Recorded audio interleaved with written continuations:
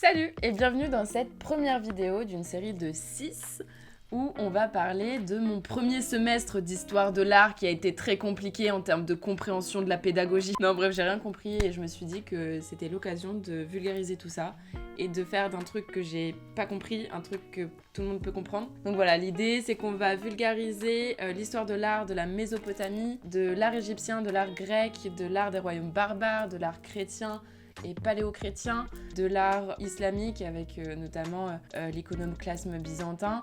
On va aussi parler des églises romanes et gothiques, enfin vraiment on va passer par plein de trucs. Donc voilà, n'hésitez pas à vous abonner, genre là tout de suite maintenant, comme ça c'est fait, on n'y pense plus, on n'en parle plus, on est chill, etc. Tu vois, à poser un petit pouce bleu parce que tu sais que tu vas aimer cette vidéo. Et voilà, à soutenir à la fin si t'as bien aimé, ça fait toujours plaisir. Il y a pas mal de gens qui ont travaillé sur ce projet, donc let's do it, comme disent les jeunes.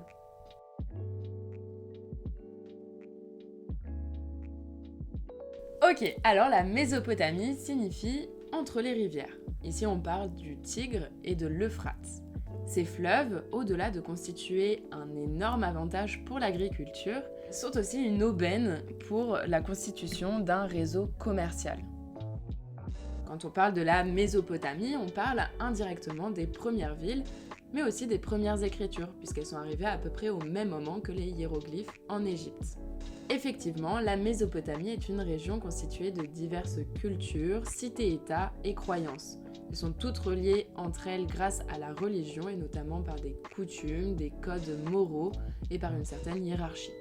Parmi ces civilisations, 3 d'entre elles ont eu tendance à sortir du lot au fil de l'histoire. D'abord la région de Sumer en moins 4500 avant JC, avec les villes d'Uruk, Nippur, Ur et Lagash. On a aussi la région de Babylonie, qui signifie porte des dieux, qui s'est constituée un peu plus tard en moins 1792 et qui a notamment été marquée par le règne du roi Hammurabi, mais on en reparle un tout petit peu plus tard. La région d'Assyrie aussi, qui est arrivée au XIVe siècle avant Jésus-Christ, donc là on a aussi les villes de Ninive et d'Assur, et c'est là-bas que vont se développer la technologie, la science, et ça va être le centre de la guerre.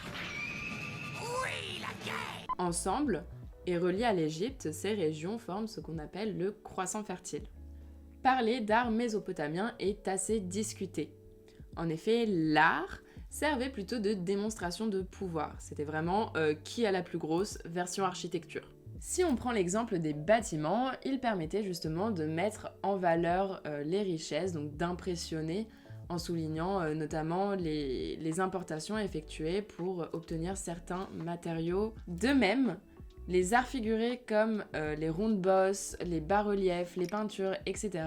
n'étaient, semble-t-il, pas faits dans un but esthétique, puisqu'ils étaient dans des édifices religieux, donc loin des regards de la population. La dimension esthétique est plutôt présente dans les arts appliqués et décoratifs. Rappelons aussi, parce que c'est essentiel, qu'il est aujourd'hui très compliqué d'obtenir des preuves formelles de tout ce que nous affirmons aujourd'hui. Le temps ayant fait beaucoup de dégâts et les guerres, notamment en Irak, empêchant les nouvelles découvertes.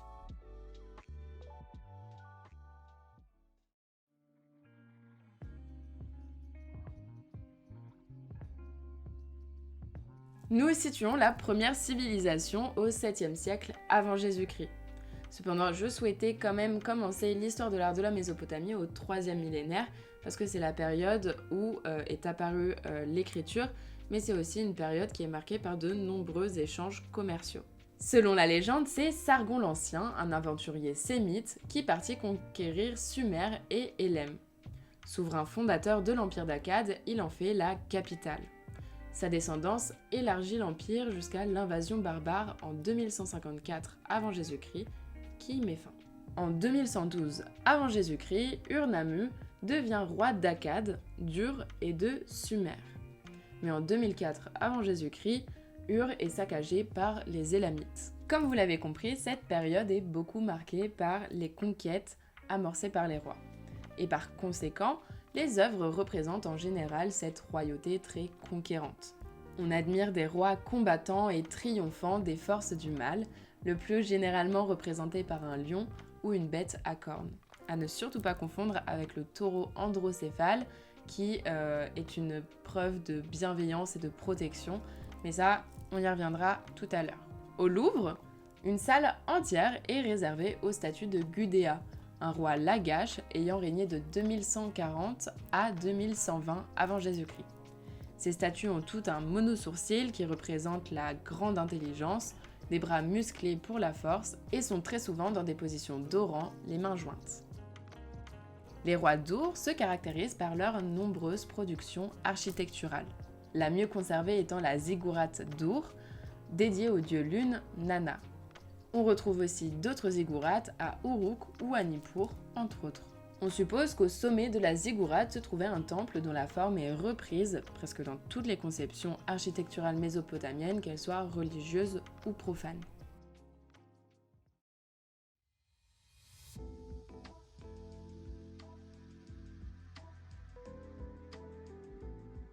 Au deuxième millénaire avant Jésus-Christ, la Mésopotamie est une nouvelle fois divisée. Les royaumes amorites dominent plusieurs régions dont Mari, Babylone, Alep ou encore Larsa. Les Amorites ou Amoréens sont un peuple sémite de la Syrie ancienne dont les premières traces remontent aux alentours du milieu du 3e millénaire avant Jésus-Christ. Ils ont occupé de larges parties du sud de la Mésopotamie du 21e siècle jusqu'au 17e siècle avant Jésus-Christ. Ils y ont installé plusieurs cités-États, notamment Babylone. L'Empire babylonien voit le jour sous le règne du roi Hammurabi, en 1792 et jusqu'en 1750, avant Jésus-Christ, qui étend son royaume à la basse Mésopotamie. Pendant son règne sont fabriqués plusieurs exemplaires du connu et reconnu Code d'Hammurabi. On y voit le dieu Shamash, représentant la justice, ainsi que le roi, avec le même couvre-chef que nous retrouvions sur les Gudea tout à l'heure. En dessous des deux personnages, des textes identiques sur chacune des œuvres, et sur toutes les versions bien sûr, forment un recueil de sentences. C'est un texte très précieux juridiquement, ce qui explique sa grande popularité. Cependant, ce texte, quelque peu menaçant, n'empêchera pas le royaume babylonien de subir la pression des peuples Hourites, Kassites et Élamites, qui le restreindront notamment dans ses volontés de conquête. Les Hittites, dont nous n'avions pas encore parlé, décident d'incendier Babylone, tout ça pour que le pays soit aux Kassites, ce qui va être le cas, mais seulement jusqu'au XIIe siècle avant Jésus-Christ.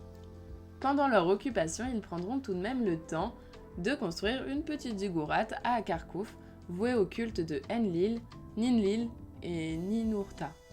Pas chiant les noms. Pas relou quoi. Son agencement est très original et on ne connaît pas encore de parallèle possible avec d'autres œuvres architecturales connues en tout cas aujourd'hui. De leur côté, les stèles font en grande partie allusion à la mythologie mésopotamienne. Au XIVe siècle avant Jésus-Christ, la Syrie naît en s'émancipant de la Mitannie, royaume des Hourites, au nord-ouest du continent. L'Empire s'étend et débute alors un conflit de plus de 3 siècles entre Babylone et Assur. Pendant ce temps, de nouveaux peuples nomades se créent et empiètent sur l'Assyrie, qui ne reprendra ses conquêtes qu'au IXe siècle avant Jésus-Christ.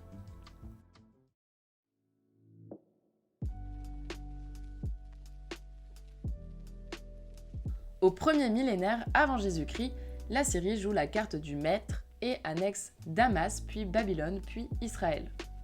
Le roi Assurbanipal règne de 668 à 627 avant Jésus. À cette époque, le goût est à la démesure. On verra d'ailleurs dans les autres chapitres qu'au 7e siècle avant Jésus-Christ, il y a beaucoup d'œuvres qui sont colossales.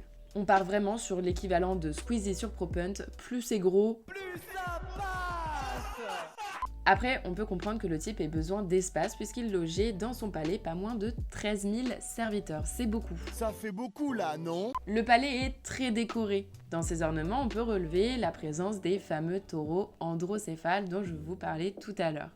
Leur présence permet d'éloigner du palais les forces maléfiques. D'ailleurs, beaucoup d'entre eux sont monolithes, ça veut dire qu'ils sont sculptés dans un même bloc. Je sais pas si vous avez remarqué, mais cet art il est quand même très masculin.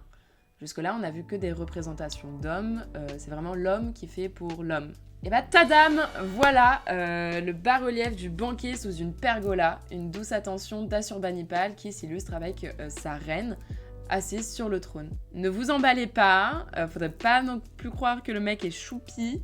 Il y a une petite tête qui pend à un arbre pour rappeler ce qu'on fait aux gens qui ne gagnent pas de bataille. Bref, revenons à nos moutons. Après avoir décidé d'envahir l'Égypte, Assurbanipal pille Thèbes en 663, puis c'est au tour de Suse, rasé en 646. Et ils sont ultra chauds. Pourtant, en 629 avant JC toujours, Nabopolassar accède au trône de Babylonie et s'affranchit de la tutelle assyrienne. Son fils, Nabuchodonosor II, vraiment chiant, juste chiant. Donc il pille Jérusalem en 587 avant Jésus-Christ et en fait là c'est une nouvelle dynastie de gigacrack. Les Assyriens sont détruits par les Mèdes et les Babyloniens, s'unissant alors pour provoquer la chute de Ninive en 612 avant Jésus-Christ.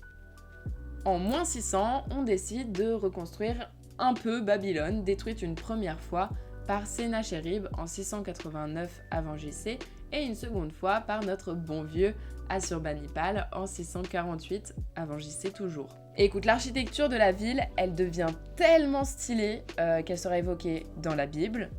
Elle va être décrite par Hérode, Ctésias, Diodore et Strabon. Tu les connais pas, enfin probablement pas, mais c'est stylé en vrai. Ok, donc pour te faire un peu à l'idée, t'imagines un grand rectangle, genre vraiment un grand rectangle, 450 hectares à peu près, donc on part sur de grandes mesures, qui vont être délimitées par une triple enceinte, ok, que l'on peut traverser par le biais de 8 portes, qui ont chacune le nom d'une divinité particulière. Au final, en 539 avant Jésus-Christ, c'est Cyrus le Grand de Perse qui va s'emparer de tout l'empire néo-babylonien. Voilà. Tout ça pour ça, quoi. Bon voilà, c'est la fin de cette vidéo. J'espère qu'elle aura pu t'aider un peu à réviser, ou alors que si t'es venu un peu comme ça pour chiller, ça t'aura appris quelques petits trucs. En tout cas, moi j'étais contente de la tourner, de l'écrire, et perso ça m'a un peu aidé à comprendre ce qui se passait en Mésopotamie dans ces millénaires-là. Donc voilà, j'espère que ça aura pu vous aider. N'oubliez pas de laisser un petit pouce bleu, un commentaire, de partager avec vos potes qui galèrent et voilà, et de vous abonner aussi et d'activer la cloche parce que là il y a beaucoup de vidéos qui vont arriver d'un coup, donc voilà, pour rien rater, n'hésite pas à t'abonner. Et dernière chose, révise, parce que les partiels, faut se méfier, ok? C'est pas facile et cette vidéo elle suffit pas, genre, tu vois, c'est, y a pas tout là, y a vraiment pas tout, donc révise un peu.